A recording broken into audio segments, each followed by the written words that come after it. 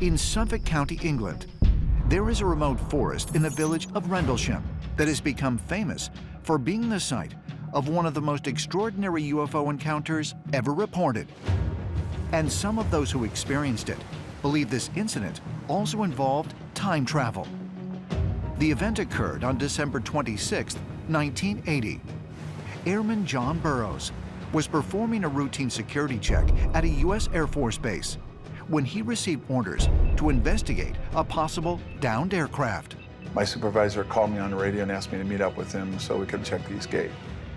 We're driving down the road leading to the east gate to check on it when all of a sudden he saw some strange lights in the forest. So I decided to call it in and let him know something strange was going on. They decided to send one of the security units down, which was Sergeant Peniston. He got down there and he saw the same strange lights that we were seeing. I could see all these multiple color lights and things like that, and the air felt different. I don't know how to really explain that, but it did feel like there was electricity on our skin and hair and stuff. But that progressively got worse the closer we got to the tree line, and it got more intense.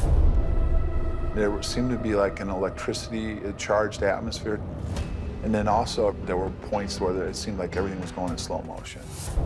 As the servicemen approached the strange lights, Sergeant Peniston reportedly saw a large craft just beyond the tree line. The craft was triangular in shape, measuring about 6 to 7 feet high, black in color. I had come around to the far side of the craft, and that's when I noticed that there was, inscription on the side. It is about 3 feet long, maybe 6 inches high. So I'm expecting to find, I don't know, some kind of prototype stuff, USAF. I'm looking for something very familiar. Instead of something familiar, I see these pictorial type glyphs, and got running my hand over the side of the craft. I don't know how to explain this. It's like someone was holding a picture up, okay? I could see it in my mind's eye. Zeros and ones. So I recorded those, one after another. When Peniston touched the craft, he then said that he felt a strange download of information to his mind, and he felt compelled the next day to write down a series of zeros and ones, which we now regard as binary code. Years later, a computer programmer took this information, ran it through a translation program, and a message emerged. The message read, "Exploration of humanity, continuous for planetary advance, eyes of your eyes, origin year 8100.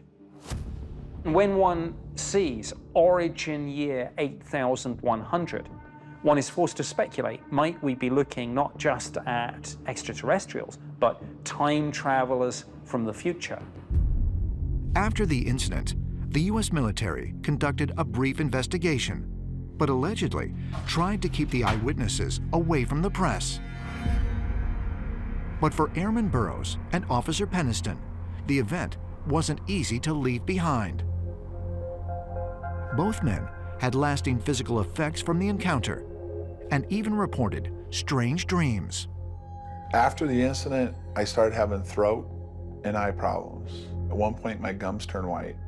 I also had vision problems, and when I went and saw the doctor, one of his first questions was, had I been ever exposed to radiation? I've definitely had dreams about it, and I still have feelings about what happened and what could happen in the future. I got out of service in 1993. Then I was out about maybe 3 months, and then I started getting these dreams and nightmares. During the dreams, I could see that these were time travelers 40 to 50,000 years in the future. I see that the purpose to come back was to correct things, was to fix things. Something horrible has happened. Something they have to correct. But it requires time travel. It requires going back into the past. I've never had a feeling of it being extraterrestrial. It's always been that they were simply us in the future. Could it be that the craft reportedly witnessed by James Penniston and John Burroughs came not from a distant star, but from a distant point in time?